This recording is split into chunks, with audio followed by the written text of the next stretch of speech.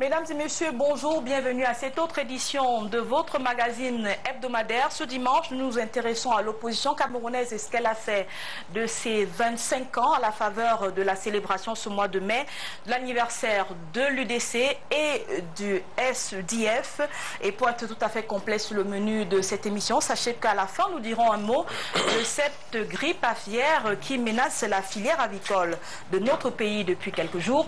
Et voici un petit tour de l'actualité avec nos invités de ce dimanche. Parfait-vous, bonjour. Bonjour Carole. Merci d'avoir accepté notre invitation. De Canal 2. Vous êtes président de la circonscription électorale SDF Yaoundé 4. Anne-Marie Ndiaye s'est finalement éteinte cette semaine. C'était une grande dame de la chanson camerounaise. Qu'est-ce qu'elle nous laisse? Elle nous laisse envie de certains parce qu'elle a marqué l'histoire de la culture camerounaise. Ça a été une artiste très remarquable et très remarquée. Elle nous laisse aussi une culture divisée parce que de plus en plus, on a constaté que les sociétés de droits d'auteur ne fonctionnent pas. On a constaté que les artistes ne s'entendent pas. On a constaté aussi qu'il y a toute une désorganisation dans le système culturel camerounais. C'est ce qu'elle nous laisse malheureusement. On se serait attendu qu'à un moment donné, que l'artiste puisse jouir, n'est-ce pas, des œuvres de son art. Malheureusement, ça n'a pas été le cas. Et justement, vous avez constaté, pendant qu'elle était souffrante, qu'il y avait un problème de facture à gauche, un problème de facture à droite. C'est un peu ça, malheureusement, l'artiste camerounais aujourd'hui. Et il y a aussi deux cas à souligner. Celui d'un côté des artistes plongés dans l'émotion de soutien qui demandent à leur bourreau de se représenter, et de l'autre des artistes engagés comme Valsero, comme Richard Bona, qui pensent que c'en est trop, qu'il faut faire quelque chose pour le changement dans ce pays. Donc c'est un peu l'ambiance de l'artiste camerounais. Je souhaite que la terre de nos ancêtres lui soit légère et qu'elle repose en paix. Kopit Adamou, merci d'être venu également. Vous êtes membre du bureau politique de l'UDC, Secrétaire national à l'économie et au développement durable.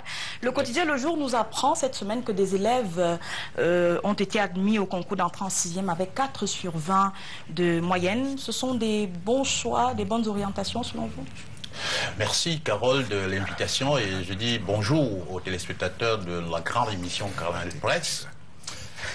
Ce que vous évoquez, c'est l'un des indicateurs visibles de la défection dans le système éducatif.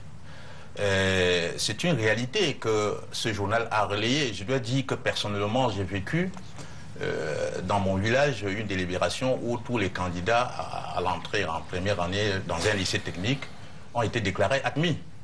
Simplement parce que le nombre de places disponibles était supérieur au nombre de candidats postulants. Ceci nous renvoie à dire quoi? C'est que nous ne cesserons jamais de le dire. Le système éducatif camerounais souffre des maux importants.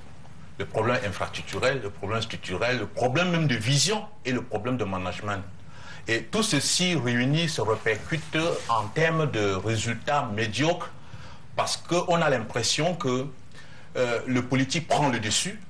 On voudrait, à travers les résultats académiques, trouver un fonds de commerce politicien au détriment de la performance, parce qu'aujourd'hui il est démontré que le diplôme camerounais de plus en plus perd de la valeur. On couvre le diplôme, on ne cherche plus le savoir, on ne cherche plus véritablement l'excellence académique.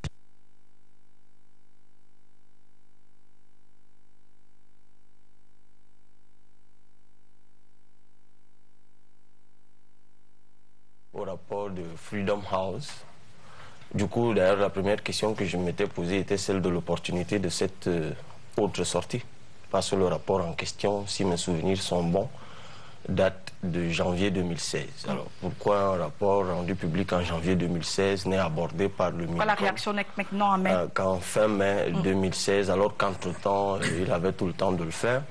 Je reste convaincu qu'il essayait simplement de tenir une promesse faite aux téléspectateurs 2 ou 3 semaines plus tôt lors d'une précédente conférence de presse au cours de laquelle il avait promis de donner la réaction du gouvernement suite aux recommandations de la Commission des droits de l'homme et des peuples de l'Union africaine. Dans le procès de Jean-Marie Tangara Mebara. Effectivement.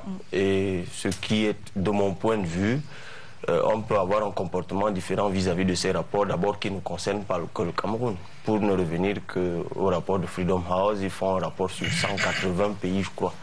Et généralement, c'est le cas avec les autres ONG internationales.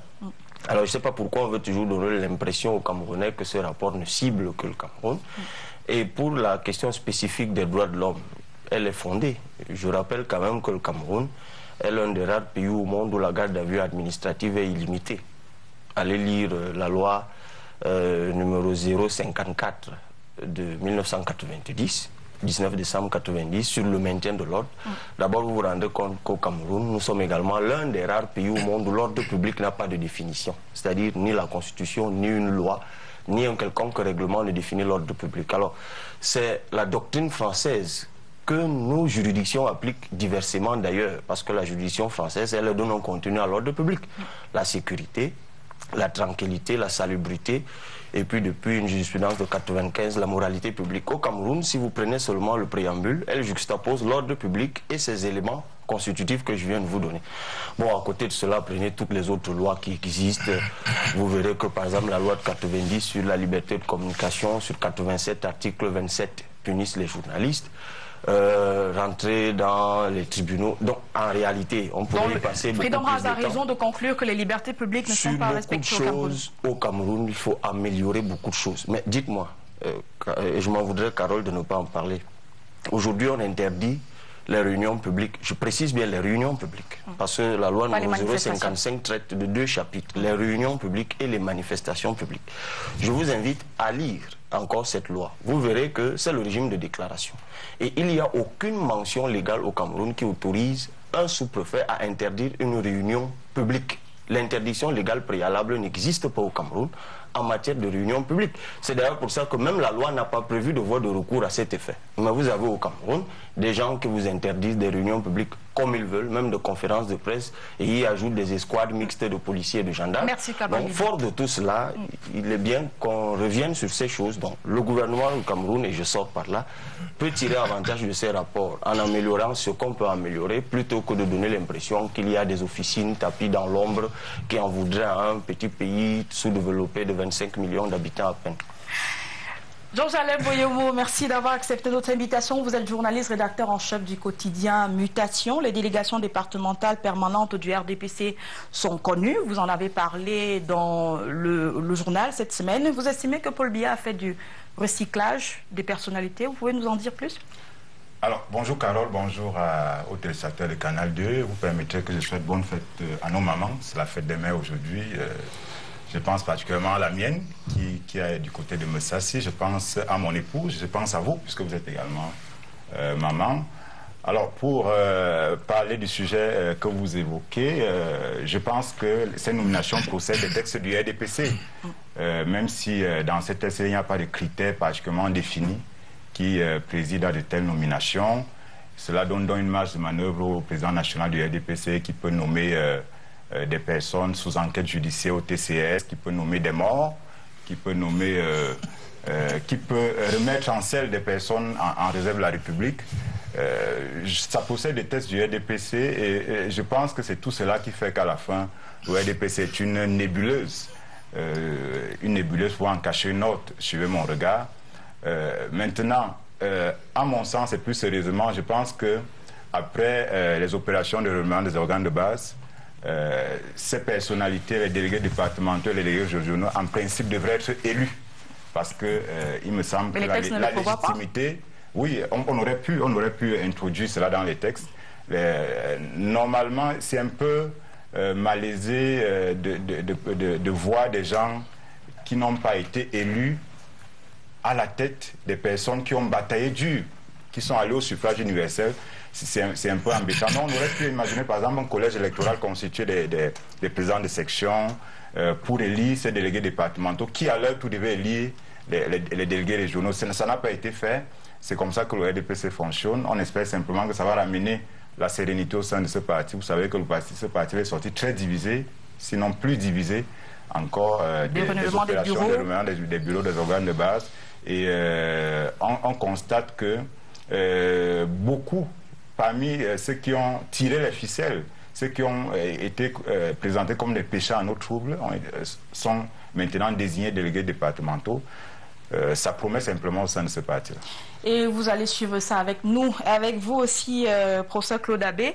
Merci d'avoir accepté notre invitation. La vidéo montrant la voiture du président de la République du Cameroun en panne sur le boulevard du 20 mai a fait le buzz sur les réseaux sociaux. C'est un incident banal ou alors c'est l'expression d'un entourage englué dans une certaine routine? Ce n'est ni un incident banal, ni encore moins l'expression d'un entourage qui est englué dans un certain nombre de micmacs. C'est quoi? Quand vous regardez, c'est la voiture du président de la République, pas de M. Biya. C'est tout un symbole. C'est un symbole de la République. C'est la République qui est en arrêt, qui est en panne. Dans cette image-là qui apparaît. Et vous vous rendrez compte, j'ai lu pas mal de choses sur les réseaux publics, des gens qui faisaient des comparaisons très aberrantes. Où vous voyez, on vous dit non, la voiture d'Obama est tombée aussi en panne en Israël. Celle de tel d'un Kidam, de tel autre Kidam est tombée en panne à tel autre endroit. Quand on sait le degré de sollicitation du président Obama et de ses autres et de leurs véhicules, il me semble que c'est des comparaisons grotesques. Et ça montre en réalité qu'on est dans une situation, ce n'est ni un problème de M. Biya ou de qui que ce soit. On est dans une situation où on a affaire à un pouvoir usurier. Le pouvoir usurier est ceci de particulier qu'il joue à l'usure à la fois ceux qui sont contre lui et ceux qui sont à son service. Et il devient un pouvoir usagé, ce qui crée de la vulnérabilité dans tout. Ça fait que si était Cabral Libi ou bien M. Mvoum ou M. Koupid qui était le président, il n'était pas à l'abri de ce genre de situation qui montre en réalité que on est dans une situation où la République n'est même plus en panne, mais est désormais bloquée. Elle ne peut plus en réalité se mettre en marche. Et elle peut être poussée comme la voiture a été poussée sur le boulevard. Et vous voyez, cette image est justement une image très intéressante, où on voit des gens qui essayent de pousser la République, c'est-à-dire nous autres qui essayons de la pousser pour qu'elle se mette effectivement en marche. Mais vous voyez le poids de ce véhicule par rapport à ces maigres bras qui essayent de le remettre en marche. Vous vous rendez compte de l'importance de la tâche qui est pour nous, pour essayer de remettre cette affaire-ci en marche. Je vous souhaite bien du courage. Merci, monsieur Abou, d'être venu. Et tout à l'heure, nous aurons le temps de revenir là-dessus sur d'autres questions d'actualité. Le temps pour nous de faire ce tour d'horizon de l'actualité que nous propose toutes les semaines la rédaction de Canal Presse. C'est la revue de presse signée cette semaine d'Arlé Desbondélé.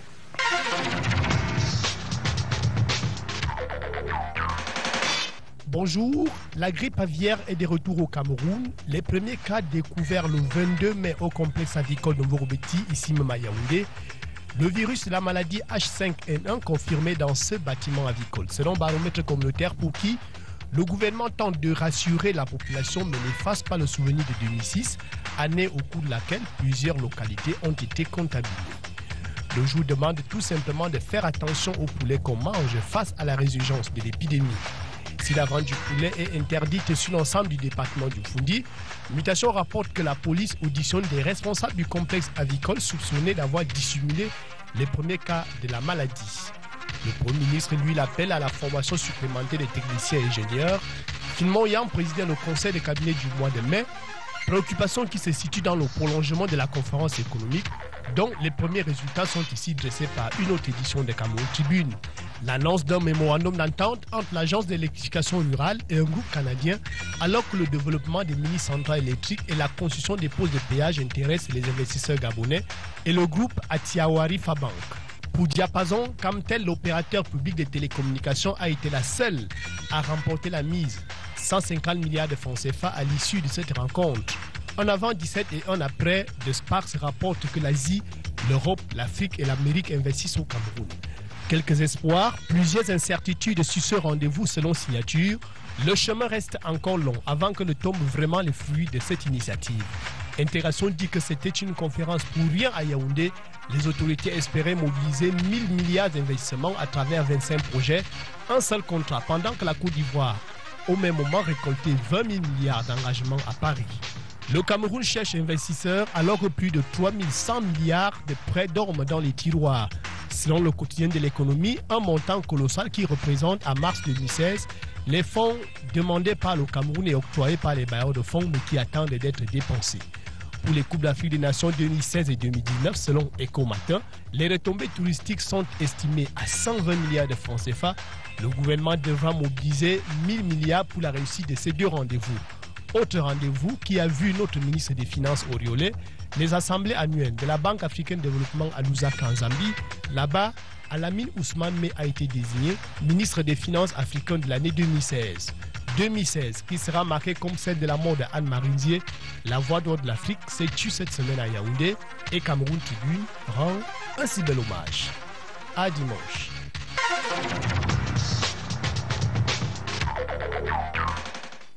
C'était donc la revue de presse de Canal Presse à dimanche prochain, Arlé Debo en DB. Place au débat à présent. Je vous rappelle que deux thèmes sont au menu. D'abord, les 25 ans après le retour du multipartisme, quel est le bilan dans un Cameroun présenté comme étant sous la menace de la grippe aviaire cette semaine? Je commence par vous, Parfait. Qu'avez-vous célébré le 26 mai dernier? Nous avons célébré le 26e anniversaire de la naissance du SDF. Et nous avons eu pas mal de manifestations parce qu'à un moment donné, quand vous avez 26 ans, il faut vous arrêter, vous réfléchissez sur ce que vous avez fait et vous vous projetez sur l'avenir. Et c'est pour cela que le SDF, dans un contexte extrêmement difficile, a pu résister et aujourd'hui existe en tant que première formation de l'opposition. Évidemment, tout n'a pas été rose. Il y a eu un certain nombre d'insuffisances que nous reconnaissons et c'était d'ailleurs l'occasion pour nous de le signaler pendant cet anniversaire. Et puis il y a la projection parce que nous estimons que après 26 ans, nous sommes toujours dans l'opposition. Il faut donc voir comment est-ce que nous allons faire pour enfin prendre ce pouvoir qui nous a échappé à quelques minutes en 92. Et cette victoire volée a eu des séquelles sur notre vie, sur la vie du SDF, et c'est pour cela que nous nous remettons de temps en temps en cause. La naissance n'a pas été facile, le fonctionnement n'a pas été facile, la suite même ne sera pas facile parce qu'en face de nous, nous avons un gros mammouth qui utilise les ressources de la République, qui utilise les moyens de la République, qui utilise tout ce que la République a pour broyer l'opposition. Et c'est pour cela que aujourd'hui, si nous avions en face de nous uniquement le RDPC, le bilan serait différent. Mais nous avons en face de nous non seulement l'administration, mais aussi tout ce que l'État comporte comme élément. Nous revenons cela dans le vif du sujet tout à l'heure. Koupi Adamo, ce sont les 25 ans aussi qui ont été célébrés du côté de l'UDC il y a quelques jours ici à Yaoundé. Vous êtes content de vous? Très content parce que nous avons réussi à célébrer un double événement. 25e anniversaire, c'est un anniversaire quart de siècle. Ça a été doublé de la 6e convention nationale du parti. Et tout le monde s'accorde à ce que ça a été un succès sur le plan organisationnel, sur le plan de la gestion démocratique de cet événement. Ça a démontré la confirmation de notre spécificité de l'UDC. De rester fidèle à sa ligne directive depuis la création, de rester un parti ouvert au dialogue républicain, de rester constant dans notre objectif de bâtir au Cameroun une génération de démocrates républicains citoyens patriotes. Vous avez vu qu'au Palais des Congrès qui avait fait son plein d'œuf, que nous avons eu non seulement l'aspect politique, mais l'aspect culture citoyenne également. Parce qu'on a organisé des débats. À ce débat-là, vous avez constaté que le panel était constitué non seulement des UDCistes, mais également des contradicteurs avérés de l'UDC. Je vais parler ici de notre ami M. Sanga Nyamdine, que vous connaissez très bien, qui a dû se frotter aux réalités pour comprendre que certains reproches qu'on fait à l'UDC de l'extérieur, quand on s'approche on trouve qu'il y a des réalités autres qui vous amènent à changer de position que vous avez d'emblée, que ma foi, je pense, erronée. Je suis tenté de dire, comme Didier Yango le disait, pour mieux me connaître, viens vers moi, vous saurez qui je suis. Et Cabral Libye, vous observez ces partis politiques, ils ont donc... Beaucoup d'entre eux fêtent ces anniversaires tous les ans, notamment le SDF. C'était même plus pompeux l'année dernière que cette année, peut-être parce que c'était symboliquement le quart de siècle. Donc une formation politique s'arrête, c'est important. Ce qui nous intéresse, nous autres qui observons cela, c'est que est-ce qu'à chaque arrêt, on tire les conséquences du chemin parcouru. C'est à ce moment que l'on reste un peu sur sa faim. Et vous répondez quoi? Ils en tirent des leçons ou pas? Oui, en fait, comment on sait qu'ils ont tiré les leçons? C'est pas tant par les déclarations qui sont faites là, mais par les actes qui sont posés par la suite. Ça peut être des actes, ça peut être des réformes qu'on apporte, ça peut être des ajustements dans l'approche. Parce que figurez-vous que, pour moi, ce qui fonde la respectabilité d'un homme politique ou d'une formation politique, c'est même pas tant les victoires électorales qui peuvent avoir été volées ou pas, mais c'est surtout la fidélité à ses idées et puis la constance dans la démarche. Lorsque les bifurcations commencent à se succéder et que ça crée un flou sur l'identité idéologique ou sur l'identité même dans la démarche, on commence à soupçonner un certain nombre de choses, ça fait un brouillard qui n'est pas bien. D'emblée, s'arrêter, c'est bien. Maintenant, on attend que les leçons qui ont été tirées de ces arrêts nous soient communiquées par les actes qui sont posés, pas seulement par des actes de communication. Et Claude Dabé, qu'est-ce que vous pensez de tout ce qui vient d'être dit, en particulier de cette deuxième proteste? Est-ce qu'il y a des raisons d'être fier, de fêter ces bornes-là? Il n'y a aucune raison d'être fier. Ça, il faut clairement vous le dire. Voilà des gens qui, avec tout le respect que j'ai pour ce qu'ils font, qui en fait sont passés pour de véritables guignols, des guignols politiques. Pour une raison fort simple, quand vous regardez à l'UDC, c'est un parti, si on veut être gentil, il est conjugal. Si on ne veut pas être gentil, c'est un parti carrément limité à un département, l'ONU, pour ne pas indiquer une idée beaucoup plus tribaliste. Quand vous regardez le SDF, au départ, M. Froundi a eu un capital sympathique qu'il a engrangé en raison des idées novatrices qu'il essayait de mettre en route. Après, progressivement, il a commencé à jouer avec les textes du parti pour chasser tout le monde qui pouvait lui dire exactement le contraire. Il y a un ouvrage du professeur Assongani qui est sorti récemment, qui vous donne des révélations qui font extrêmement froid au dos sur la manière. Donc, à mon avis, il n'y a pas de joie à avoir ainsi, de s'être ainsi amusé avec le sérieux du peuple camerounais, à mon avis, pendant 25 ans. Je n'y vois rien de sérieux là-dedans. Jean-Alain Bouyomola, l'anniversaire du SDF a donné l'occasion à certains cadres de ce parti de faire le procès du régime en place. Vous direz que pour se remettre en cause, il faut aussi se regarder dans le miroir, et quand il se regarde en face, c'est le parti au pouvoir qu'il voit? Non, a priori, je pense qu'il faut toujours des éléments comparatifs. Il faut des éléments comparatifs. Cela n'exonère pas le SDF de se regarder dans la glace. L'un n'exclut pas l'autre. Je ne vois pas les choses forcément en termes de conflit dans la posture. Je pense que le SDF, après 26 ans, et l'UDC après 25 ans, peuvent se dire on a eu des hauts et des bas sur notre parcours. Le SDF a été à un poil de gouverner ce pays.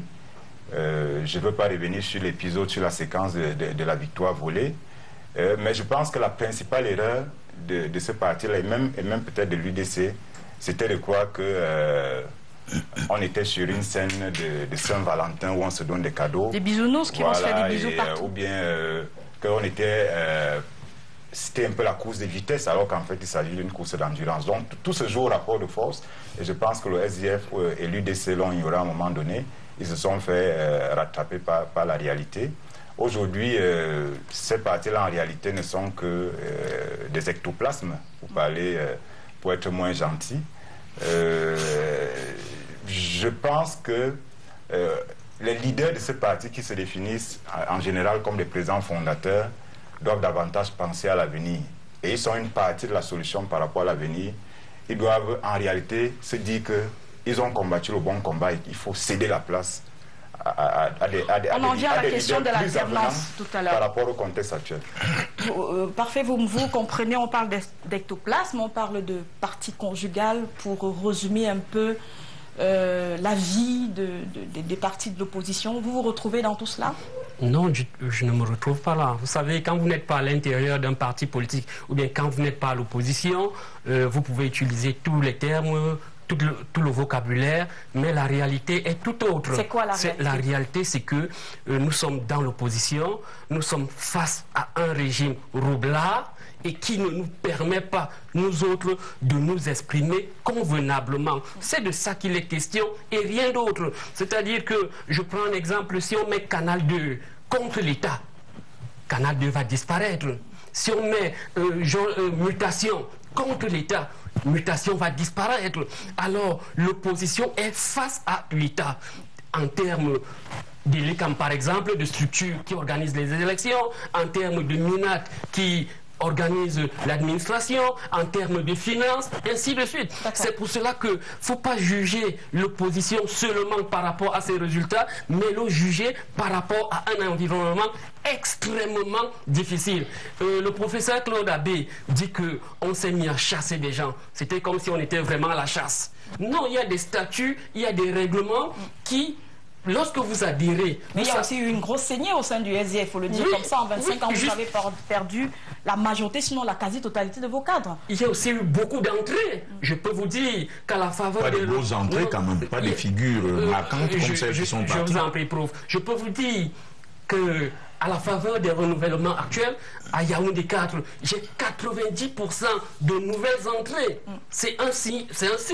Or, si on s'arrête seulement au départ, c'est vrai, ça ne réjouit personne, mais on ne peut pas, et le RDPC l'a compris, c'était la première fois qu'il mettait un conseil de discipline en son sein. Donc, c'est une association qui a des règles et les uns et les autres sont obligés de respecter ces règles. Évidemment, ça ne me réjouit pas de voir des camarades de parti, mais parfois, on n'a pas trop de choix. Alors, Karbalibi, ce serait trop facile de dire le pouvoir nous a sclérosés, on n'a pas pu s'exprimer, pour justifier un peu pourquoi l'opposition se porte ainsi aujourd'hui. C'est pour ça que je dis, et peut-être qu'il n'a pas bien capté ce que disait le professeur Claude Abbé tout à l'heure. Le reproche qui est fait à l'opposition, encore qu'il va falloir qu'on s'arrête au moment et qu'on se demande c'est quoi l'opposition. Bien sûr, oui. Mais allons-y comme ça. L'opposition, le reproche qui est principalement fait à l'opposition, c'est pas de n'avoir pas gagné les élections. C'est pas de les avoir perdues. Ce n'est même pas tant de ne pas avoir autant de militants que le parti qui est au pouvoir. Parce que de toute façon, dans ce cas, le Cameroun aurait été un peu atypique. On est en Afrique, rarement les partis qui sont en face du pouvoir ont autant de militants que le parti qui est au pouvoir. Pour des raisons alimentaires, les gens préfèrent aller du côté où il y a le pouvoir. Je pense que les principaux reproches aujourd'hui qui sont faits aux partis d'opposition sont faits en fait à leurs leaders. Et c'est là que se situe le propos de Georges-Alain Boyomo. Comment est-ce que ces leaders se sont comportés pendant les 25 ans écoulés? Beaucoup d'entre eux ne sont pas restés fidèles à ce qu'ils ont promis aux gens il y a 25 ans. Beaucoup d'entre eux ont eu des comportements inintelligibles vis-à-vis des proposants qui sont au pouvoir. C'est parce que je ne veux pas avoir la langue très dure. Le professeur Claude Abbé l'a déjà fait. Mais du coup, les attentes du peuple aujourd'hui, à l'endroit notamment de l'ordre gouvernant, sont presque les mêmes. À l'endroit de l'ordre opposant. C'est qu'on veut du vent nouveau. On veut du vin nouveau. On veut de nouveaux acteurs, on veut de nouvelles façons de faire. Et ceux-là qui tiennent ces appareils d'opposition sont autant hostiles au changement que les proposants qui sont au pouvoir. C'est-à-dire autant Paul Biya et ceux qui lui sont autour démultiplient des stratagèmes qu'on peut appeler roublardise, qu'on peut appeler tout ce que vous voulez, autant ceux qui tiennent les appareils d'en face démultiplient exactement les mêmes stratagèmes avec les moyens qui sont les leurs et qu'ils empruntent d'ailleurs parfois aux proposants d'en face pour y demeurer. ça donne donc l'impression d'un arrangement non écrit entre des personnes d'une même génération qui ont certainement convenu d'aller en retraite au même moment. Du coup, tous sont complices de l'otage, en fait, de la situation d'immobilisme et de stagnation dans laquelle se trouve le microcosme politique. Je crois que c'est ça véritablement. Merci Cabral Libé. Professeur Claude Abbé, je viens à vous par cette réflexion de Froundi à propos de cet article, cet alinéa 2 de l'article 8 qui vient d'être cité, qui a causé le départ de plusieurs cadres du parti. Froundi estime que cet article a plutôt permis au SDF de survivre aux manœuvres de déstabilisation. Est-ce que ça se comprend? Non, c'est un article qui lui a permis, lui, de survivre à un certain nombre de mouvements où les gens se rendaient compte que lui tirait le parti. Mais aussi les mauvais anges ont été chassés du paradis. Ce ne sont pas nécessairement de mauvais anges. Le mauvais ange peut même se trouver à l'intérieur du SDF. Je regrette de vous le dire. Quand vous voyez la connivence assumée de M. Froundi avec le pouvoir, il n'y a que des gens qui acceptent de se faire tromper, qui suivraient le SDF aujourd'hui. Ça, il faut malheureusement le dire. Et je vais vous révéler une chose réelle.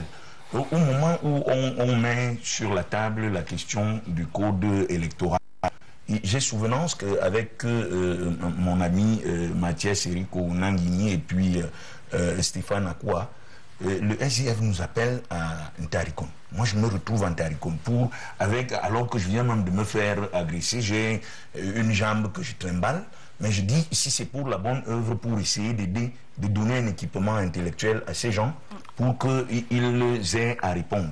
Jusqu'aujourd'hui, je ne sais pas ce qu'ils ont fait de tout ce qu'on leur a donné comme élément pour essayer de revoir. C'est assez dire qu'en réalité, il y a un certain nombre d'individus qui se sont accaparés des partis politiques d'opposition pour en réalité résoudre leurs problèmes de survie, plutôt que de capitaliser le capital sympathique que les uns et les autres avaient mis entre leurs mains. Et je dis, ils tiennent le peuple en otage. Ils le tiennent en otage, aidant en cela le pouvoir à continuer à tenir davantage les Camerounais en dehors de la démocratie. Professeur Claude Abbé, si vous permettez, on va rester sur les questions d'alternance. Coupi d'Adamou avec vous. On parle bien des reproches qui sont faits aux partis politiques. On parle de l'absence de débat à son sein, l'inamovibilité des présidents à leur tête. Vous avez reconduit le vôtre à la tête de votre parti à la faveur de cette convention que vous venez de citer. C'était le meilleur candidat ou alors il y a un blocage dans l'alternance dans votre parti? Carole, avant de répondre à votre question, permettez que j'évacue quelques préoccupations relevées par le professeur Claude Abbé.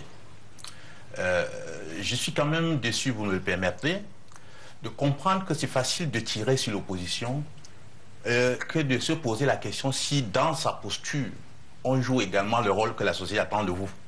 Dans toute société organisée, oui, l'intelligentsia a pour rôle d'éclairer l'opinion, d'orienter le débat, de travailler dans le sens de permettre à la République d'avancer.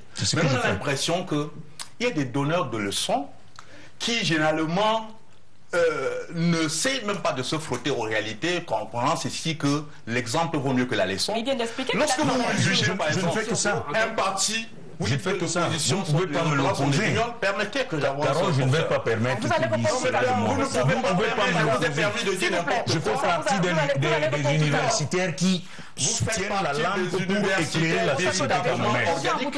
Qui, normalement, disent des choses qui ne peuvent pas être appliquées. Mais qu'est-ce qu'il peut être appliqué? Allez-y. Non, écoutez, quand vous dites c'est-à-dire que quand on dit que c'est un parti conjugal, c'est faux. Sur le débat intellectuel pour ça.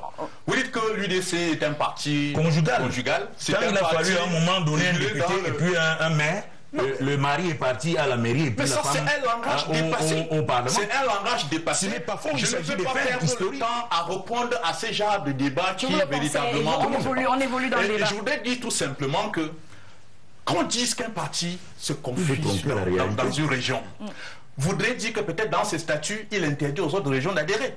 Ou que dit que dans ses statuts, il refuse de recevoir les autres. C'est une assise nationale. J'invite le professeur Claude Abbé de venir prendre la carte d'adhésion à l'UDC. Non, moi je ne veux pas prendre la carte d'adhésion. Il sera expulsé tout simplement parce qu'il ne relève pas du tout dans un parti conjugal, non. Et je dis donc que pour aider la République à avancer, il faut au moins relever ce que les gens font de bon et les aider à voir ce qu'ils font de mal. On ne peut pas voir tout en noir et penser qu'on est en train de la République.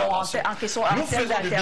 Je crois qu'Abral a dit tout à l'heure, la constance dans son idéologie, la pertinence dans ce qu'on propose. Je pense que quand je viens à un débat, je m'attends à ce qu'on focalise le débat sur ce que les uns et les autres proposent au lieu de rentrer sur des débats de personnes. La République du Cameroun a beaucoup plus besoin des arguments, des propositions, des projets concrets que de focaliser le débat sur les personnes. Et l'UDC pense, vous le savez, nous fondons notre idéologie sur l'éthique.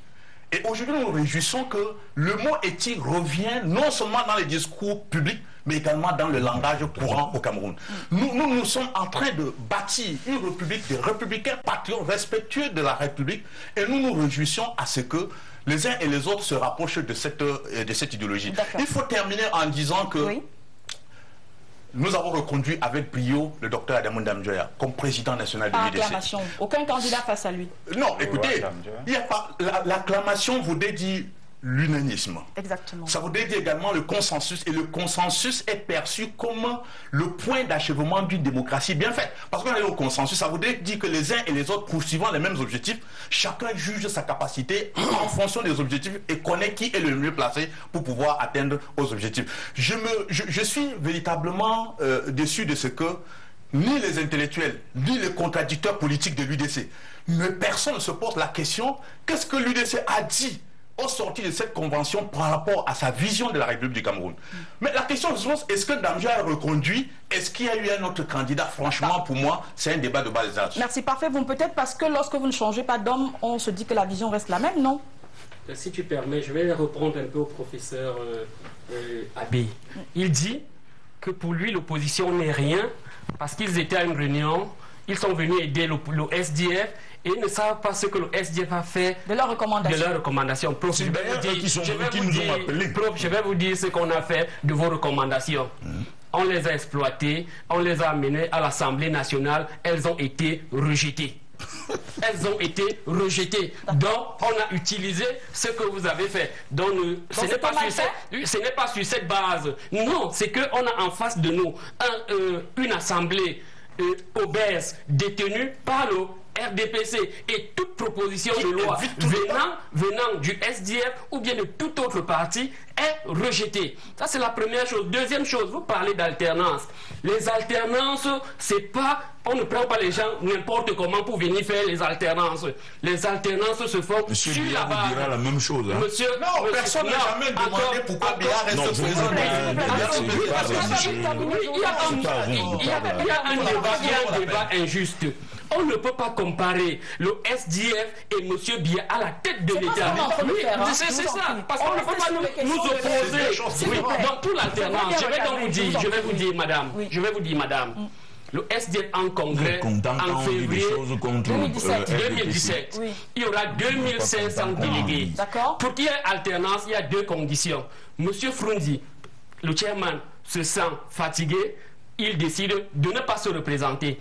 Ou alors, il se sent capable de se représenter, il vient et d'autres candidatures se mettent en évidence. Et puis les 2500 délégués choisissent qui va conduire les destinées du SDF. Voilà ce que prévoient les statuts. En dehors de ça, c'est du blablabla. Georges-Alain Boulemo, en regardant le SDF depuis plusieurs années, depuis 25 ans, on se rend compte qu'il n'y a véritablement jamais eu de candidat face à M. Frundi, comme il a expliqué, même si les statuts le prévoient, pour un renouvellement à la tête. Il y a eu des candidats. Il y a eu Célestin Djamène.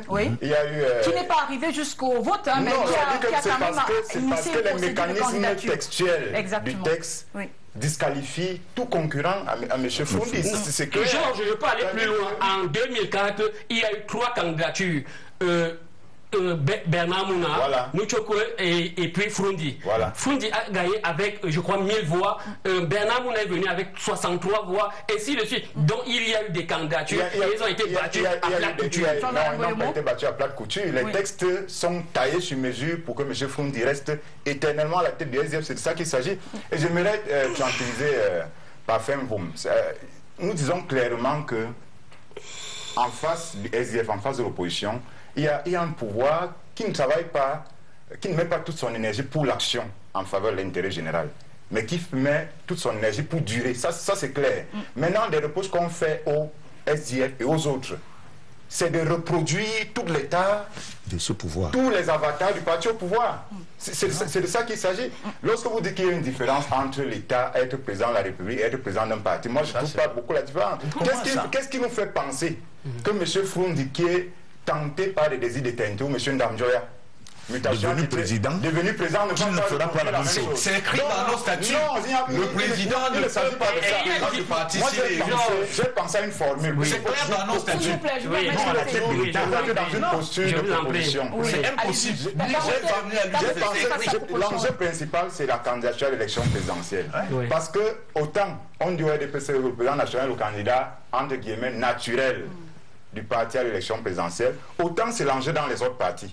Même dans les partis où il y a eu un semblant d'alternance, je pense à l'AFP, je pense au Manidem, lorsqu'il y aura la présidentielle, vous allez bien voir que les dinosaures qui se définissent comme les présidents fondateurs vont sortir du bois pour candidater à l'élection présidentielle. Donc en fait, il n'y a même pas d'alternance dans ces partis. Alors moi, je propose simplement que ces gens, ces présidents qui veulent s'éterniser à la tête des différents partis soient placés comme président d'honneur, une espèce de deuxième section, comme dans l'armée, et qu'au moment, à la veille de l'élection présidentielle, qu'on organise les primaires, ça va libérer les énergies, ça va permettre au moins que des gens plus dynamiques, parce que je ne peux pas penser que M. Froundi a la même énergie qu'il y a 26 ans, alors qu'à côté de lui, il y a des personnes valables comme les Joshua, comme les Ninche, comme les Njamen, etc. Donc je pense qu'il faut que ces réflexions soient menées.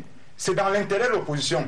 Et on n'est pas dans une posture de critiquer. C'est pour ça que je vous dis, je propose également Merci Jean-Charles, c'est noté. Le parti puisse s'améliorer. Cabral Libye, on a parlé, vous avez posé la question tout à l'heure de savoir de quelle opposition on parle. Je voudrais revenir avec vous dès 1991, après la libéralisation de la scène politique et cette marche du 26 mai 90. On avait 57 partis légalisés. 25 ans plus tard, on en a 298 au Cameroun, soit une moyenne de 11 partis politiques créés en un an. Et les questions de coalition se sont toujours posées au fil de ces générations. Qu'est-ce qui n'a pas marché à votre avis? Est-ce que c'est l'absence d'idéologie, alors ce multipartisme que Fabien Ebousi-Boulaga a appelé administratif et non pas compétitif sur le terrain? Ce qui n'a pas marché, c'était la conjugaison d'objectifs nobles avec les égoïsmes des individus. Et la dernière considération a toujours pris le dessus. Ce sont les égoïsmes des individus qui ont mis en péril, et ces égoïsmes ont d'ailleurs opposé les deux partis qui sont représentés ici à un moment. L'un a été choisi par l'une de ces coalitions, le président de l'UDC, et l'autre n'ayant pas été choisi a décidé de tout détruire, président du SDF. Tout le monde est reparti à zéro. Mais ils sont aujourd'hui côte à côte, et c'est justement ça le problème. C'est que quand on parle d'opposition, on mélange tout le monde, mais d'aucuns souffrent malheureusement de la réputation des autres. Vous voyez là, on parle SDF, SDF, SDF. Pourtant aujourd'hui l'espace politique ce n'est pas que le SDF. Il y a de nouveaux partis émergents qui font un travail extraordinaire. Ils avancent. Madame Kawala aujourd'hui est sur le terrain avec le CPP aux côtés d'elle d'ailleurs. On voit Parfum Vous. Voilà des choses qui sont bien. Il y a l'UFP aujourd'hui avec Olivier Billet qui a même une mairie qui ils font ce qu'ils peuvent. Il y a aujourd'hui le MRC qui émerge et qui fait ce qu'il peut. Donc tous ne sont pas allogés à la même enseigne. C'est pour ça que d'entame, je disais qu'il y a d'abord une génération de personnes. Certainement, lorsqu'ils auront pris leur retraite, ça va s'éclaircir dans ce champ-là. Et j'aime bien que vous soyez revenus aux sources de tout cela. L'un des problèmes aujourd'hui de l'opposition, c'est qu'on ne sait même pas déjà ce que c'est l'opposition. Là-dedans, vous mettez tous ceux qui sont en face de l'ordre proposant, de l'ordre gouvernant. J'aime toujours rappeler que le RDPC n'est jamais arrivé à la magistrature suprême par une élection. Le RDPC, c'est l'excroissance de l'UNC. Ils ont toujours été là. C'est les autres qui les ont trouvés là. Et malheureusement, on parle de 90, tu parles 90-91. Lorsqu'on fait le réaménagement institutionnel du Cameroun, à la différence de beaucoup d'autres pays comme la Guinée, le Tchad, la RDC, en fait le Congo, le Zaïre devenu RDC, tout le reste, on n'a jamais aménagé une place à l'opposition camerounaise, comme en Grande-Bretagne et tout le reste. L'opposition n'a pas de statut au Cameroun.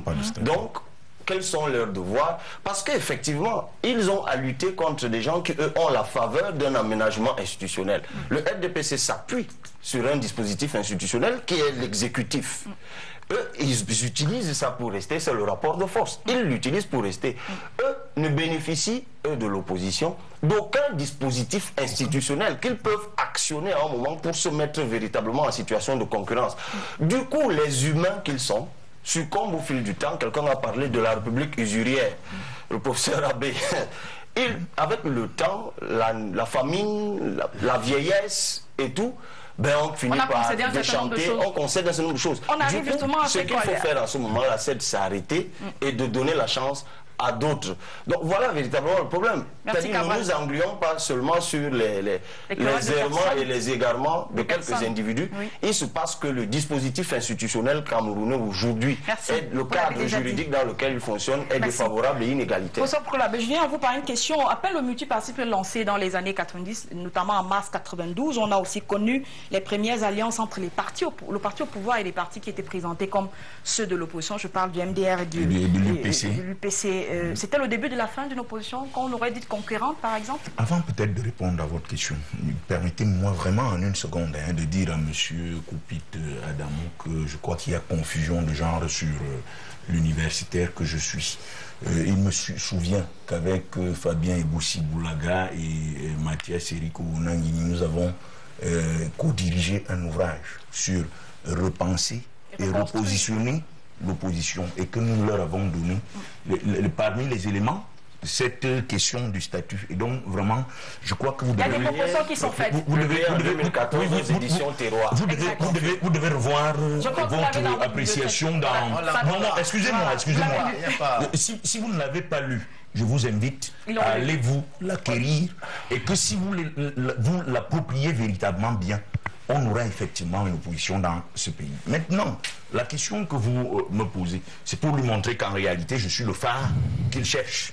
Et que ce phare-là existe effectivement. Je travaille aussi bien pour l'opposition que pour le pouvoir, quand cela est l'intérêt du peuple camerounais. Venons-en à la question. Venir à la question aujourd'hui, c'était effectivement le début de la fin. Parce qu'en réalité, l'opposition avait là, tout au moins l'opposition institutionnelle, avait là une arme institutionnelle en main, à savoir au niveau du Parlement, puisque l'obésité représentative du parti proche du pouvoir était remise en question, puisque le RDPC n'avait que 88 parlementaires à l'époque, et ça ne leur faisait même pas la majorité pour pouvoir voter une loi.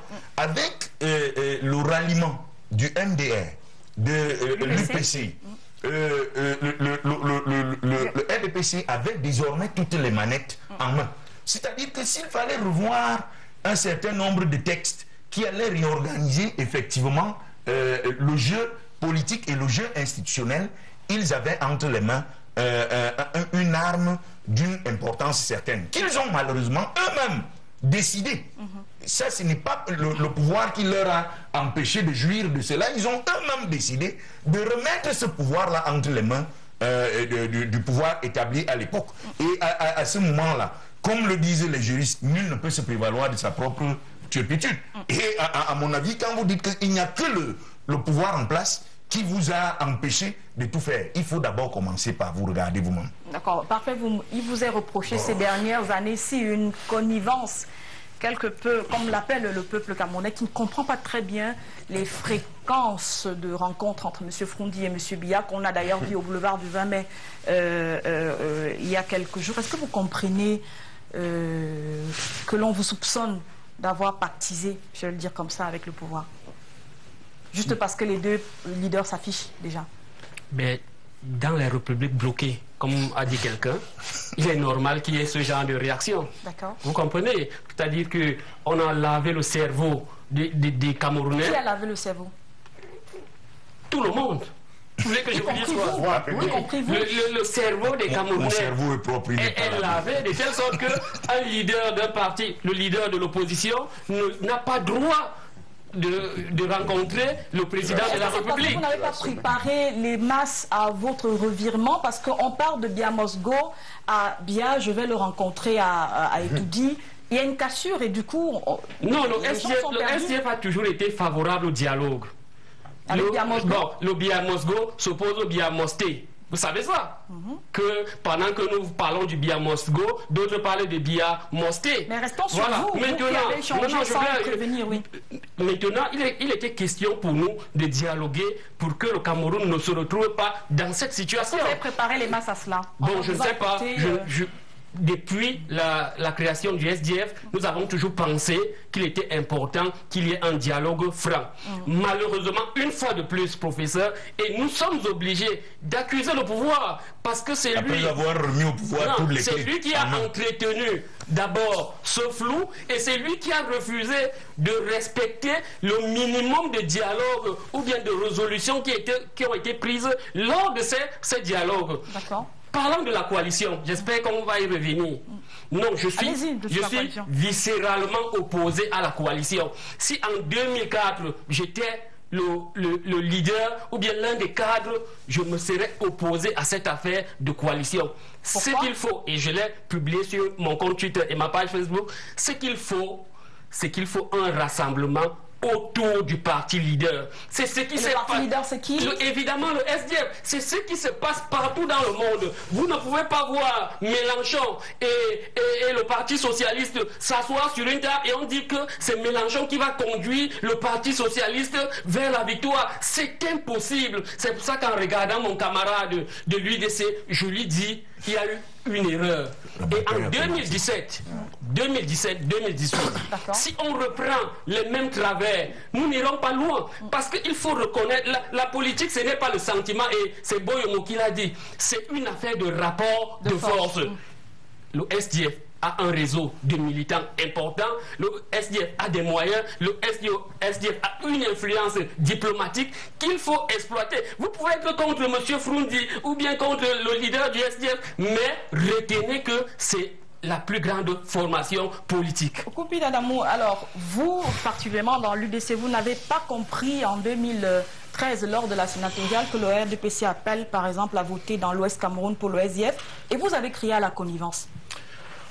Bon, écoutez Carole, je suis quand même en mal de parler de manière contradictoire avec Parfait Boom. Vous savez, l'une de nos batailles à l'UDC, c'est de faire la politique autrement. C'est-à-dire qu'il ne faut pas se départir de la parole divine parce qu'on est en politique. La politique, c'est le respect de la parole donnée. On peut travailler sur quelque chose, mais il faut respecter l'hypothèse de départ. Comme il le dit clairement, si en 2004, l'hypothèse était que je suis le plus fort, les plus faibles doivent venir s'aligner derrière, peut-être ceux qui étaient d'accord avec ça seraient venus.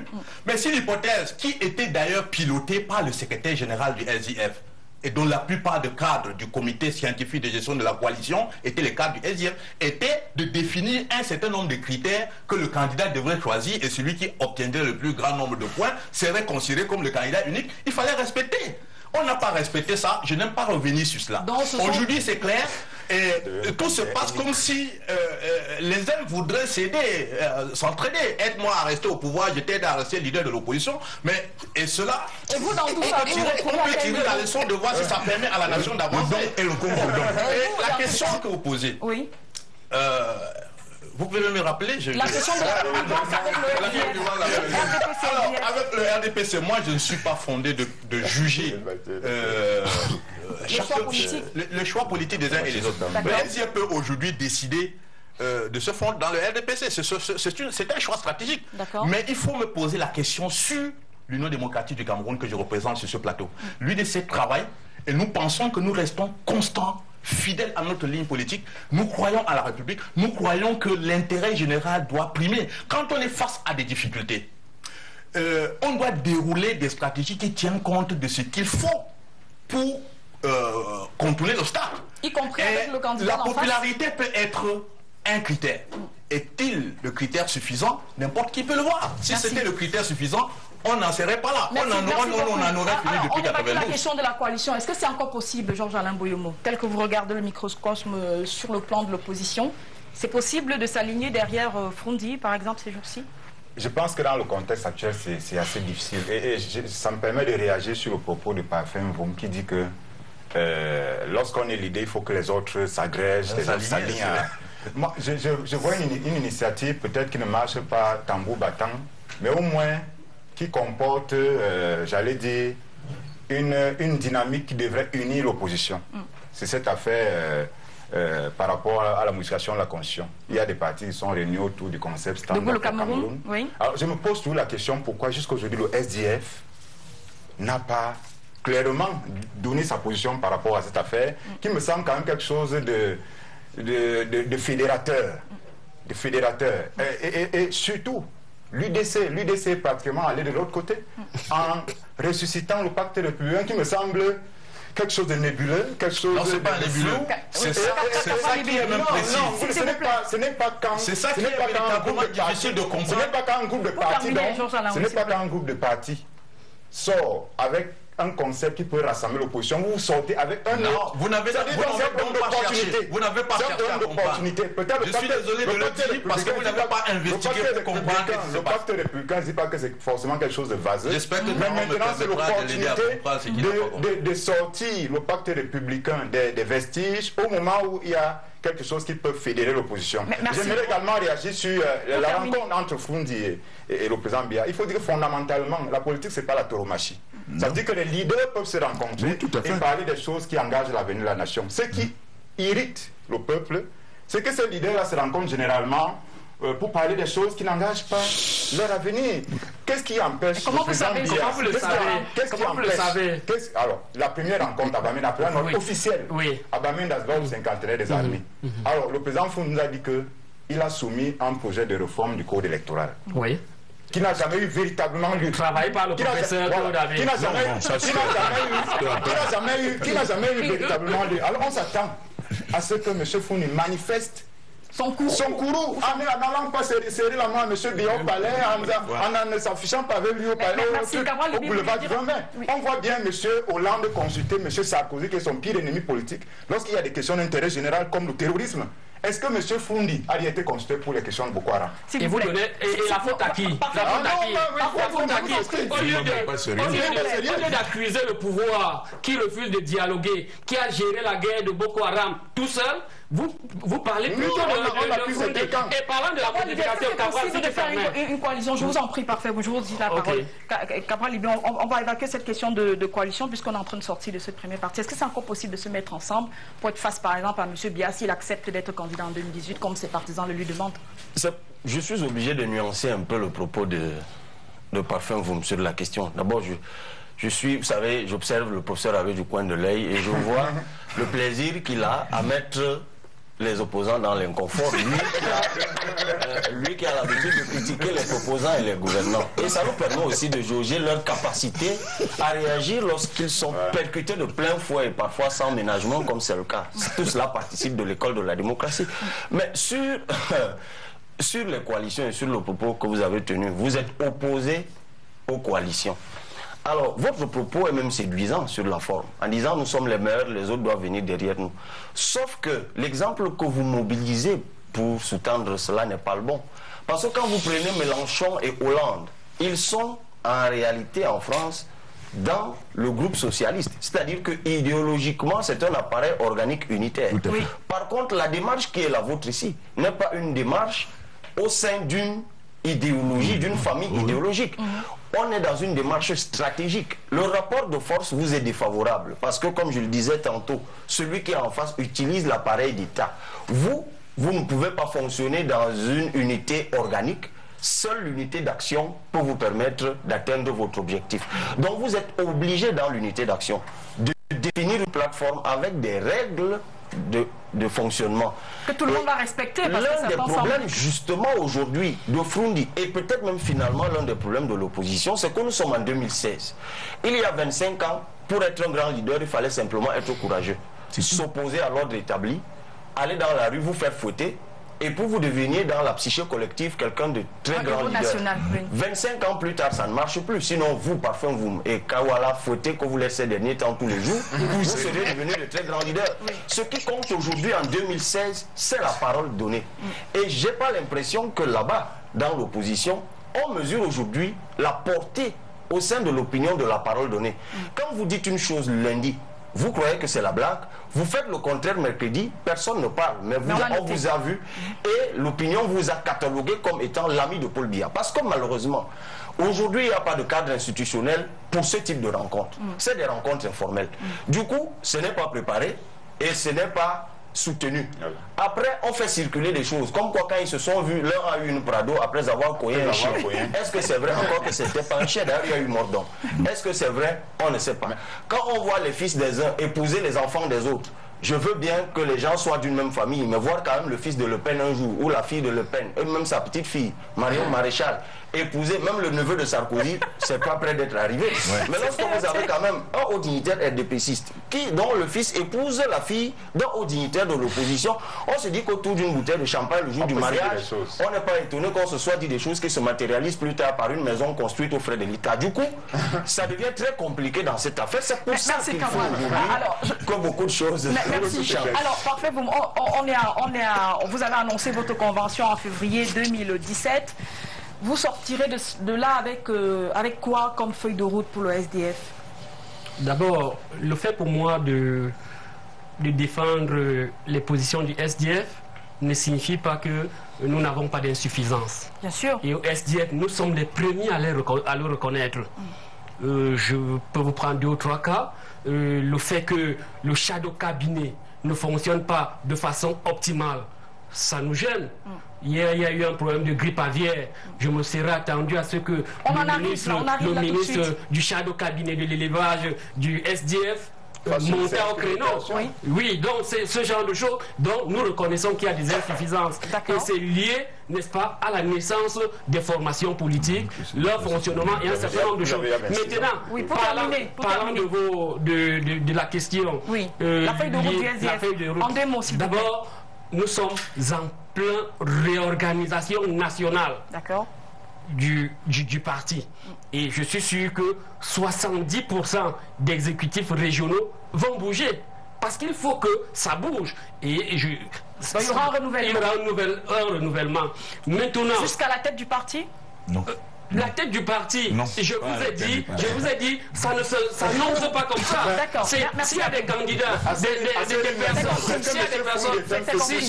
s'il y a des personnes courageuses qui peuvent prendre la direction du parti, nous sommes prêts à les soutenir. Oui, Adamo également, vous aussi, à l'UDC, 25 ans plus tard, vous avez fait votre introspection. Vous êtes sorti avec quoi en 2000, s'il vous plaît? Nous avons relooké le projet de société de l'UDC pour l'adapter aux nouveaux enjeux économiques et socio-culturels. D'accord. Et je dois dire ici que si on a reconduit le président, c'est compte tenu de ces défis-là. Les mêmes hommes avec de nouveaux défis. Et je rappelle ici, on aime prendre l'exemple de la France. Le RPR en France a été créé en 1976. C'est en novembre 1994 que Chirac a cessé de devenir président pour devenir président de la République en 1995. Ça fait près de 18 ans. D'accord. Président fondateur. Charles de Gaulle, avant le RPR, il y avait le RPF en France. Oui, passons tous ces exemples parce qu'on a plus le temps. Effectivement, pour que nos auditeurs comprennent que l'enjeu de président des partis politiques n'est pas le même que celui du président de la République. L'opposition camerounaise est en train de se battre pour dire qu'au Cameroun, pour que la démocratie fonctionne, il faut trouver une incompatibilité entre le président d'un parti politique qui est une formation, une association d'abord privée, et le président de la République. Et le président de la République. Nous reprochons l'inamobilité du président de la République. Personne ne s'occupe de l'éternisation du président Biya comme président du RDPC, parce que les décisions prises comme président du RDPC ne s'imposent qu'aux militants du RDPC. Sur ce plateau parce que le président de l'UDC, quand il prend une décision, cela ne s'impose qu'aux militants de l'UDC. Ce n'est pas la même chose pour le président de la République. Et Cabral Libi, on sort avec les nouvelles forces de l'opposition. Comment est-ce qu'elles peuvent gagner du terrain mieux que ça? Moi, j'ai vraiment confiance aux nouvelles forces de l'opposition et même aux anciennes. Parce que malheureusement, quand on évolue, il faut prendre dans l'ancienneté ce qui est bien. Pas malheureusement, heureusement d'ailleurs. Cela, c'est une nécessité. L'alternance au Cameroun aujourd'hui s'impose comme une nécessité absolue. Il faut un autre président de la République. Pour 1000 raisons, on a souvent eu l'occasion de les décliner. De quelque bord politique qu'il vienne. Et je pense qu'on ne doit pas botter en touche tous les leaders de l'opposition. Autant moi, Frundi ne me séduit plus particulièrement à cause de ses multiples revirements. Autant par exemple un vétéran comme Adamou Ndamdjoya, dont les faits d'armes, dont j'ai envie de dire, le CV reste éloquent. Il a été ministre, on sait ce qu'il a pu faire quand il était ministre. Même dans son parti, son intégrité ne fait pas de débat. Et oui, mais je voudrais donc dire, non, il faut le reconnaître, objectivement. Maintenant, puisqu'on parle des nouvelles formations politiques, moi je pense qu'il faut fonder beaucoup d'espoir en ces nouvelles formations politiques. Et c'est pour ça que je disais tantôt qu'il faut que les leaders de ces formations politiques intègrent que la recette du courage d'il y a 25 ans ne marche plus. Aujourd'hui, l'éveil citoyen est tel que vous devez faire vos preuves. Et on veut voir en vous des gens qui ne vont pas commettre les mêmes erreurs. Du coup, il y a une chose qui est atavique aujourd'hui à l'opposition, c'est l'absence. Figurez-vous qu'un sombre individu comme moi passe parfois pour quelqu'un de plus présent sur pratiquement tout ce qui concerne les citoyens au quotidien. Parfait, vous me la relevez que les responsables des partis politiques. Oui, mais les anciens, c'est leur mode opératoire, ça ne nous étonne pas. Ils attendent l'élection pour parler d'élection et de suffrage.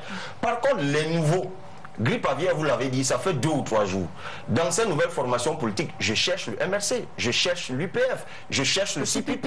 C'est bien le vendredi noir, mais on les cherche. Parce que si on veut faire comparaison avec les autres, il faut, dès qu'il y a un problème d'actualité, on voit des offres de solutions venir de toutes parts. Donc cette réactivité, cette prestance-là, ça pose problème. Et si jamais les nouveaux qui arrivent rentrent dans ce même système, malheureusement, ce qui a tué le cacao va tuer le café. Jean-Alain Boyomo, comment l'opposition s'organise pour être le véritable contre-pouvoir? Je vais embrayer sur la chute de Cabral, parce que lorsque j'écoute Koupit et vous me parlez de leur leader, c'est avec une émotion proche de l'Estas. Et moi, ça m'inquiète. C'est pas l'émotion, ça m'inquiète fortement parce que dans ce que Cabral dit, je crois que ce que je retiens, c'est que ces leaders-là ont travaillé. Ils ont aidé à bâtir la démocratie dans ce pays. Je prends par exemple le cas de M. Froundi. En 92, M. Froundi aurait pu se comporter comme... il aurait pu, comme il dit souvent, former un gouvernement parallèle il aurait pu entrer dans le SNC. Je suis sûr que ce pays ne serait pas ce qu'il est aujourd'hui. Enfin, vous reconnaissez. Voilà, non, je l'ai toujours reconnu. Moi, je suis pas forcément partisan comme vous. Maintenant, je pense qu'il faut une espèce de réactivité de l'opposition par rapport au sujet de l'heure. D'accord. Et c'est pour ça que je reprends en écho le propos de Cabral sur des questions comme la grippe aviaire, sur 1001 questions d'ordre social. Il faut que l'opposition soit réactive. Moi, je suis un journaliste politique. Je vous assure que pour avoir, je prends pour le cas de l'UDC, pour avoir la réaction d'un élu de l'UDC sur une question d'actualité, c'est difficile. Merci. C'est difficile. Et parfois, je m'étonne lorsque je vois la politique en France, vous voyez un député qui sort. C'est pas difficile. Personnellement, je vous ai envoyé un article en réaction d'un sujet important. Vous n'avez pas publié. Vous n'avez pas publié. C'était une réaction. Permettons qu'on termine. Comment reconstruire donc sur quels axes vous voyez bien cette reconstruction de l'opposition au Cameroun? Il faut passer premièrement d'une opposition de présence. C'est-à-dire qu'on dit là que je suis présent, je suis opposant. J'ai la carte d'un parti. Oui, il faut passer d'une opposition de présence à une opposition active. Et pour cela, quand vous interrogez un certain nombre de partis politiques au Cameroun, ils sont rares comme le SDF ou peut-être le MRC, où vous trouvez une proposition, ou même encore le parti de M. Billet, Olivier Billet, où vous voyez un projet de société qui est porté par, c'est-à-dire qui est détaillé dans le cadre d'un ouvrage. Vous voyez les choses clairement. On a toujours le respect du côté du il faut vous le dire. Il faut vous le dire. Premièrement, il faut cela. Deuxième chose, il ne faudrait pas, il faut sortir de cette politique qu'on pratique dans les médias. Ou alors au bout de 2 ou 3 carrefours pour se faire bastonner. Il faut aller sur le terrain. Il faut aller sur le terrain. On ne les voit pas du tout sur le terrain. On ne les voit pas sur le terrain. Troisième chose, partout où on a assisté à une transition où l'opposition a pu arriver à s'installer. Vous pouvez prendre l'exemple du Sénégal, vous pouvez prendre le cas de ce qui est survenu par exemple au Burkina Faso. Oui. Vous pouvez aller dans une logique de politique comparée avec les pays de l'Amérique latine, le Brésil et autres. Il y a toujours eu une connexion entre les activités des organisations de la société civile qui, elles, sont au quotidien auprès, sur le terrain des populations et travailler sur les mêmes thématiques avec les gens de manière à ce qu'il y ait une infrastructure politique du travail qui est fait par les organisations de la société civile, ça fait que les gens se rendent compte que vous parlez à leur quotidien. Deuxième chose, quatrième pour terminer. Il faut nécessairement que la vieille garde laisse la place. Il faut, il faut que la vieille garde laisse la place, parce qu'en réalité, c'est une garde aujourd'hui, sa parole ne tient plus. C'est des gens qui ont fini. Non, mais il y a des jeunes comme parfois vous qui les soutiennent. Merci beaucoup. Je finirai par une dernière chose. Je finirai par une toute dernière chose. C'est qu'on doit assister à un travail de professionnalisation du métier d'homme politique. Parce qu'en fait, quand vous voyez les guignols qui viennent dans ces affaires, vraiment, c'est pas un problème d'absence de respect pour eux. Vous vous rendez compte que les gens ignorent même le P à bas minimal de ce que signifie le métier d'homme politique en tant que tel. Merci beaucoup, monsieur. Que les formations politiques se transforment en entreprises politiques et que les leaders deviennent effectivement des entrepreneurs politiques. Je permets que nous marquions une pause pour reprendre le reportage de la semaine. Bientôt, les ménages auront accès à une connexion Internet au début sur l'étendue du territoire. C'est l'objectif du projet fixe de l'entreprise Camtel, sujet d'une convention avec la firme américaine William Clark et compagnie. 150 milliards de francs CFA pour le financement de 3 projets. C'est la belle récolte de Camtel au Ressent Forum économique Investir au Cameroun, terre d'attractivité. Et c'est le reportage d'Arnaud Nguefa qu'André Maïndia.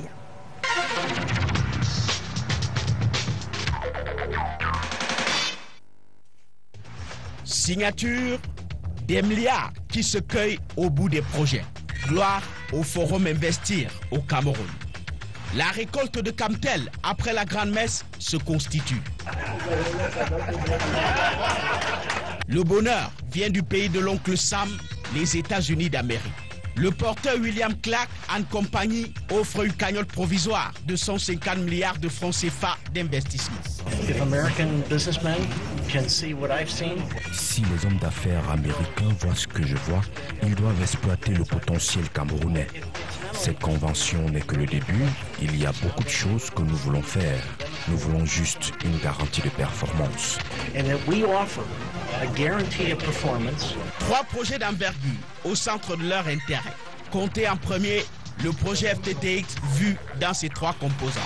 Le premier, c'était sur le FTTH, Fiber to the Home, le FTTB, Fiber to the Building, et le FTTO, Fiber to the Office. C'est-à-dire simplement que nous allons densifier la capacité de notre réseau de fixe, le téléphone fixe, bien sûr, qui est notre cœur de métier, de manière à ce que tous les ménages aient le téléphone fixe.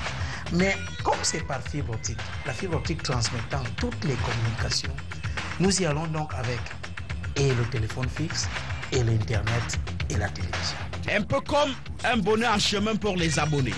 1 million de ménages et 300 000 entreprises en ligne de mire pour sa première phase de connexion en fibre optique. C'est un projet qui est important parce qu'aujourd'hui, vous tous, vous avez besoin de surfer à un débit très important. Donc, nous, on va le faire grâce à cette connexion qui partira du réseau de Camtel vers le ménage. Et là, il y aura des applications qu'on appelle des applications tricotés ou quadrucotés. C'est-à-dire que chez vous, à travers votre câble, vous aurez en même temps le téléphone et Internet, la télévision et même la VOD. Deuxième projet, la mise en place de 2000 pylônes sur l'étendue du territoire en prévision au déploiement du réseau 4G de Camtel. Priorité aux zones rurales et aux frontières. Un vœu cher en fond de ce projet. Couvrir le territoire de manière efficace d'un réseau large bande. Et c'est pour cela qu'il faut avancer avec ce projet. Lorsque ça arrive, qu'il n'y ait plus ni problème d'Internet, encore moins problème de téléphone, surtout pas échange de la connaissance, échange des expériences pour fructifier, pour densifier le sort de l'économie numérique au Cameroun. Le projet porte une fondation solide pour sa réussite. 10 000 km de fibre optique, un réseau large bande en cours pour une facilité de développement de tous les services innovants dans les domaines des TIC. Le dernier trophée de la convention Camtel et William Clark and Company, c'est le projet de construction de 2 data centers avec l'immeuble siège de Camtel, ce qu'on a appelé ici Twin Tosh. C'est un projet qui tourne autour de 100 milliards de francs.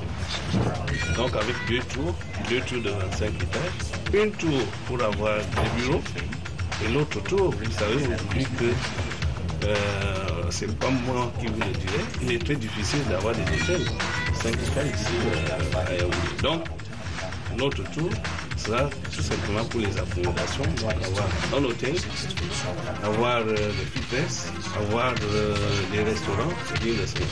Donc ceci pour permettre à Camtel d'avoir un environnement de travail adéquat, mais surtout aussi pour que Camtel puisse contribuer à l'aménagement de la ville. Pour la mise en œuvre, ça presse déjà entre les deux partenaires. Je peux vous assurer que nous avons déjà des représentants aux États-Unis à l'heure où je vous parle, qui sont en train de discuter avec eux dans l'esprit de continuer les clauses de la convention qui a été ici.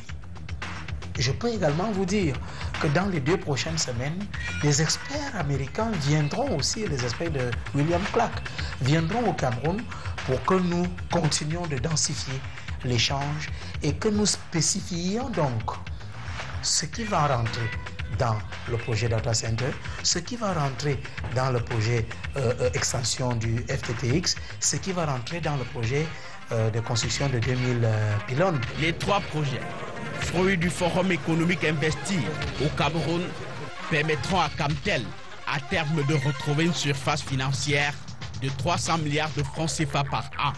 On n'est pas loin du bonheur.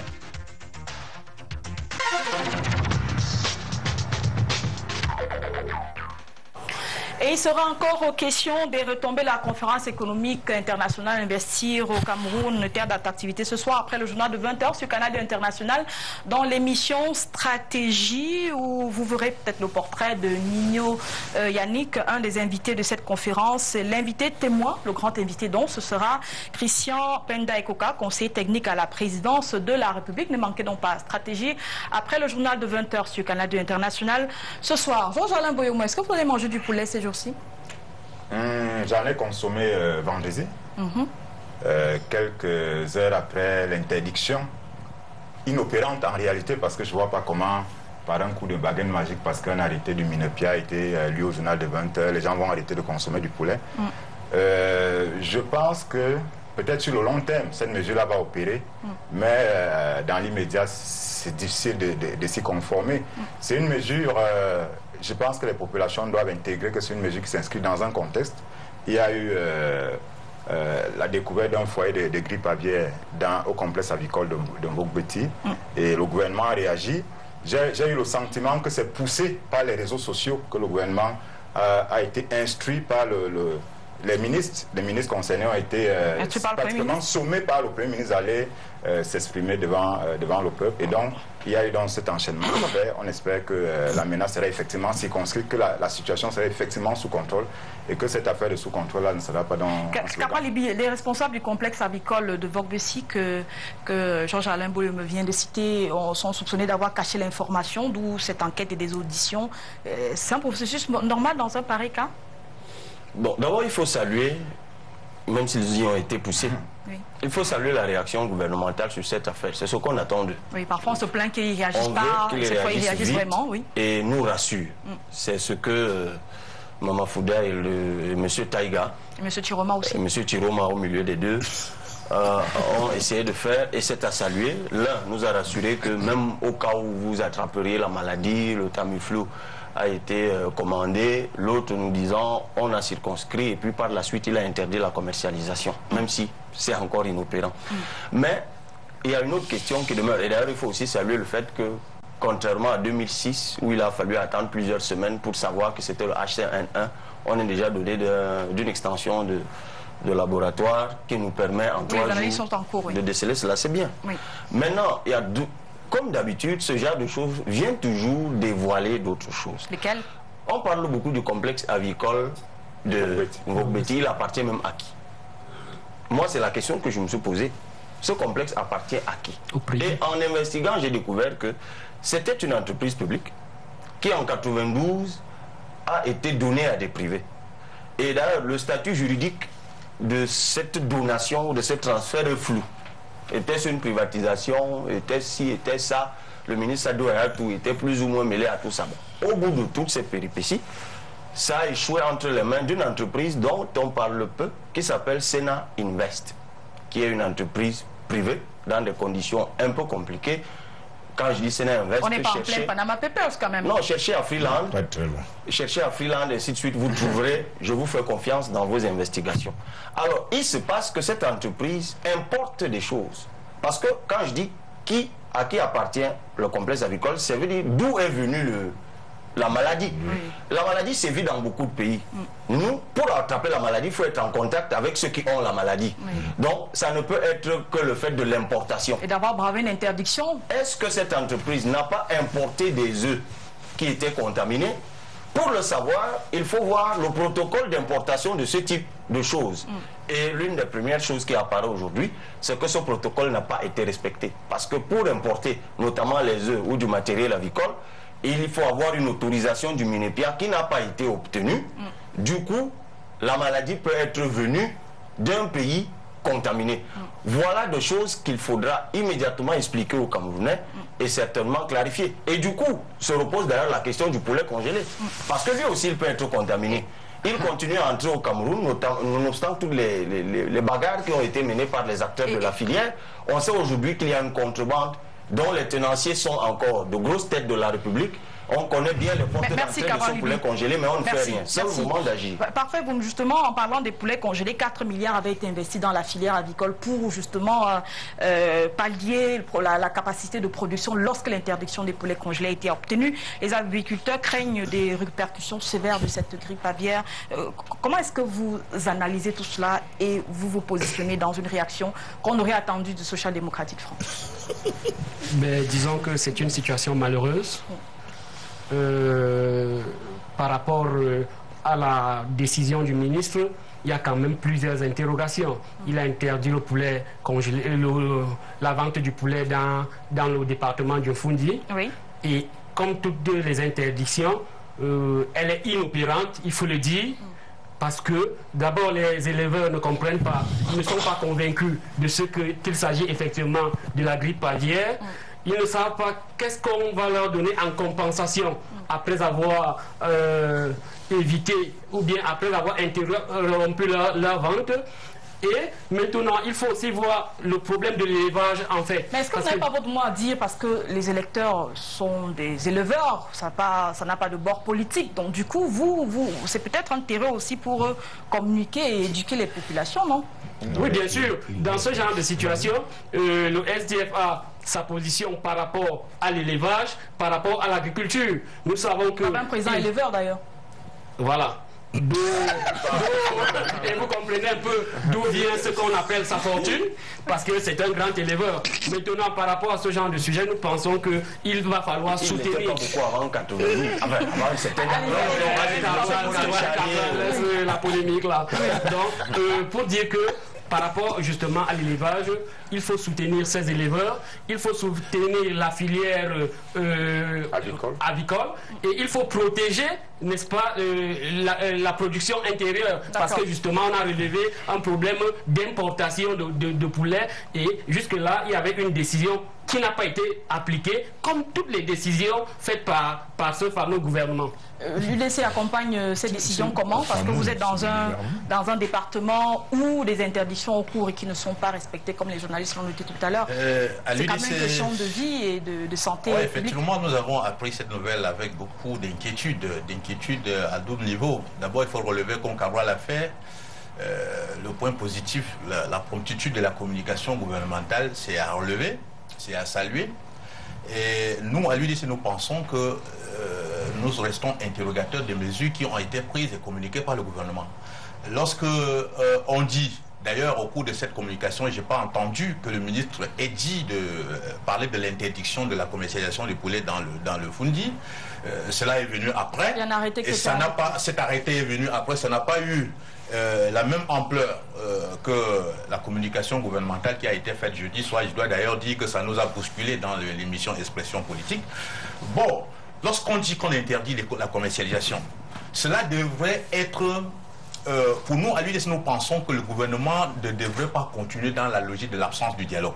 C'est pas parce qu'on est au pouvoir qu'on pense qu'on a le monopole de la vérité sur toutes les questions. On aurait dû convoquer les acteurs du secteur, tenir une séance de travail avec eux, apprécier tous les contours, et puis voir maintenant quelles sont les conséquences de la décision qu'on prendrait et quelles sont les mesures qu'on pourrait prendre. Ils l'ont fait après avoir pris la décision. Ils l'ont fait. Oui, d'accord. Ok.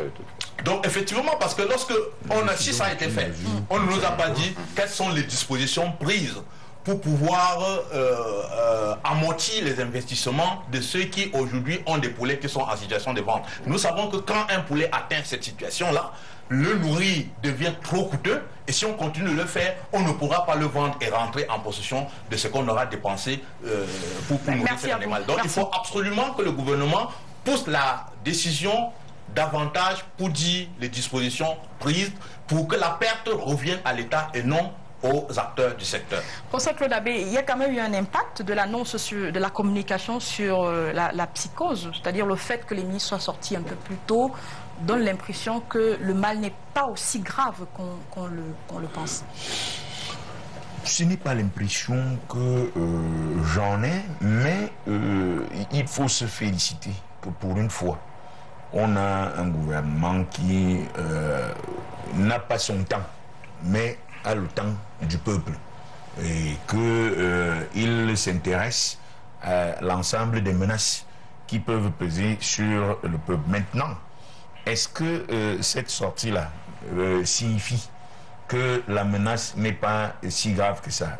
Nous ne pouvons pas le dire, dans la mesure où les informations qui viennent, qui font état du fait qu'il y aurait eu un flottement entre le moment où le ministère a pris connaissance du problème, de la menace de la grippe aviaire, et le moment où la décision a effectivement été prise, nous montre qu'en réalité, si cela, il faut peut-être espérer qu'une main divine s'y interpose pour que les Camerounais ne soient pas déjà dans une situation de menace de leur état de santé. Mais je voudrais dire une chose globalement. Pour terminer, oui. Vraiment pour terminer. C'est que la manière dont ce pays est géré nous montre qu'il y a un ensemble d'individus qui ont fait main basse sur le Cameroun, qui nous mettent en danger, qui nous mettent en insécurité tous les jours, parce que voilà une affaire montée de toutes pièces qui profite à un ensemble d'individus, sûrement des pontes du régime, et nous, on doit payer les conséquences néfastes de cette affaire. À mon avis, je pense que c'est quelque chose d'excessif. Je termine avec vous parce qu'il nous reste 30 secondes. On va terminer. Je voudrais quand même dire, sans toutefois aboutir en tout ce que Cabral et le prof disent, sur le mot de contamination. Il peut également s'avérer qu'un oiseau contaminé se soit introduit dans la ferme. Peut-être les enquêtes vont démontrer si c'est ce que les oiseaux en question ont consommé, ou alors si c'est un corps étranger. Vous croyez que les résultats de l'enquête seront rendus publics? Peut-être ne seront pas rendus publics, mais aucune enquête n'a jamais été rendue publique au Cameroun. Aucune hypothèse. Alors ce qu'il veut dire, ça va dans le sens de ce que Claude Abbé a dit. Vous savez, les crises pareilles au Cameroun, généralement, c'est une occasion pour beaucoup de détourner l'argent public. En 2006, et le débat n'a pas été évacué jusqu'aujourd'hui, est-ce qu'il y a vraiment eu de la grippe aviaire au Cameroun en 2006, il y a 10 ans? Personne ne vous le dira clairement. Mais le dispositif de l'argent. Mais il y a eu, dans les services du Premier ministre, tout un budget débloqué. Il y a eu tout un pôle qui a travaillé. Il y a des ONG, qui se sont fait beaucoup d'argent derrière cette affaire. Donc, moi, je pense que c'est une crise qui ne touche pas seulement parce qu'on voit le risque de contamination par rapport aux êtres humains, mais pour les éleveurs, c'est un véritable désastre. Imaginons on vous somme d'abattre tout un cheptel qui constitue votre gagne-pain. C'est très difficile. C'est des ménages. Comment le gouvernement couvre ceci? Parce qu'il faut dire une chose. On a arrêté l'importation des poulets congelés parce que l'IPAVIC avait dit qu'ils peuvent produire au poulet de bonnes choses sur place. Mais ils ont augmenté d'ailleurs la production. 50 millions de poulets étaient entendus cette année. Et comme on ramener la dioxine et tout ça, donc il faut faire très attention. C'est une crise qui peut avoir d'autres tentacules un peu plus compliquées. D'accord, c'est une crise que nous suivrons ensemble puisque nous suivons l'actualité. Juste un petit truc en disant que parfois, quand vous voyez des crises comme ça qui surviennent, je vous dis qu'il y a des entrepreneurs de l'insécurité qui sont tels qu'ils ne vivent que de la crise. C'est-à-dire la crise est un fonds de commerce. Ils peuvent la provoquer en réalité. Merci beaucoup. Merci monsieur. Et nous allons suivre ça avec vous, forcément. Ça va revenir dans l'actualité. Merci monsieur d'avoir accepté notre invitation, d'être venu sur le plateau de Canal Presse ce dimanche. Merci à vous d'avoir regardé. À la semaine prochaine avec d'autres invités et d'autres thématiques de la semaine. Au revoir et bonne fête à toutes les mères. Au revoir.